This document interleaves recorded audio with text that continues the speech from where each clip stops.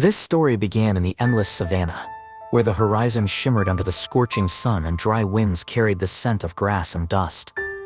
It was the middle of the dry season, and the river that flowed through the plain had turned into a thin trickle, barely visible among the cracked earth. In the shade of an acacia tree, in a secluded crevice between rocks, a leopardess named Nila sheltered her newborn cub. She gently licked its spotted fur, inhaling the scent of life, which was more precious to her than anything else in the world. But the drought spared no one. That night the sky opened up, and the first rain of the season fell on the savanna with such force that the river turned into a raging torrent in a matter of minutes. Nila tried to save her baby. She grabbed him by the scruff of his neck and rushed to the nearest tree, but the water was faster. The stream rushed into a crevice, sweeping away everything in its path. Nila clung to the slippery bark with her claws, but the cub slipped out of her mouth. Her desperate roar mingled with the roar of the water, but she could see only muddy waves carrying her child away. When the storm subsided, Nila rushed along the shore searching for a familiar scent, but found only mud and debris. 2 days later, when the water receded, Nila, guided by instinct, found the body of her cub trapped between the roots of a fallen tree. She froze, her eyes, usually sharp and attentive, dulled. She lay down next to it, touching its cold fur with her nose, and did not move. Tears, which predators should not have, rolled down her muzzle, mixing with the mud. All night long, the savanna listened to her mournful howls, echoing under the stars. In the morning, Nila got up. Her body was emaciated, her steps uncertain, and her gaze clouded. She wandered through the thorny thickets, neither hunting nor hiding, like a shadow of her former self, once a proud hunter. But fate had a new twist in store for her. In the distance, among the tall grass, a low roar sounded.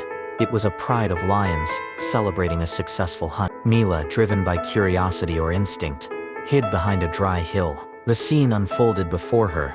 The lions were tearing at the carcass of a wildebeest, their muzzles smeared with blood, and the air was filled with the sounds of crunching and growling. But amid this feast, Nila caught another sound, a faint, plaintive squeak. A tiny lion cub lay next to the dead lioness's body, its eyes filled with fear, its frail body trembling. The pride paid no attention to it, preoccupied with their perhaps they had already come to terms with the loss of one of their own.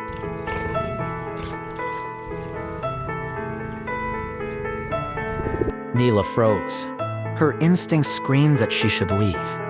Lions were her enemies, and this cub was their blood.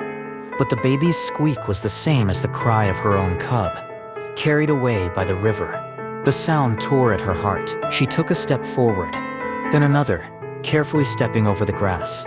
The lions did not notice her. Their eyes were fixed on their prey.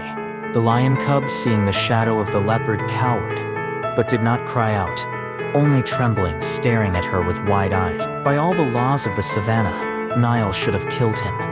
A weak enemy is easy prey. But instead she bent down and gently, as if it were her own cub, grabbed the lion cub by the scruff of his neck.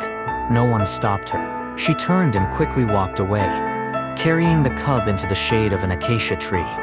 There, under the wide branches, she laid him on the ground. The lion cub was dirty, his fur matted with mud and rain. Nila began to lick him clean, as she did for her own cub. The lion cub squeaked softly, his chest rising weakly, but he did not resist. That night, when the stars lit up the savanna again, Nila felt milk awakening in her body, something she thought had died along with her grief. The lion cub snuggled up to her, greedily swallowing the milk, ignoring its strange taste. He fell asleep, nestled against her warm side, while Nila lay awake, guarding him from the wind and shadows. From that day on, Nila devoted herself to raising this strange cub, whom she named Kai. She taught him to hide in tall grass, listen to the rustling of the wind, and catch the scent of prey from miles away. Kai was slower than a leopard, but his strength grew with each passing day. He turned out to be smart, and quickly learned everything Nila showed him. At night he sometimes whimpered, longing for his mother, whom he barely remembered, but Nila was always there, cuddling up to him, licking his muzzle, warming him with her body heat. One day Kai caught his first hare. He proudly brought his prey to Nila, and she did not take her share, as any other predator would have done. They ate together, side by side, as if they were of the same kind. Nyla taught him not only to hunt, but also to climb trees, a skill that lions did not usually master. Kai, with his strong paws and flexible claws, climbed higher and higher, his movements becoming more and more confident. His body seemed to have absorbed the characteristics of both worlds, the power of a lion and the agility of a leopard. Months passed, and Kai grew. His roar grew louder, echoing across the savanna. Nyla listened to him with pride, but anxiety grew in her heart. She knew that Kai could not live forever in her shadow, under the acacia tree.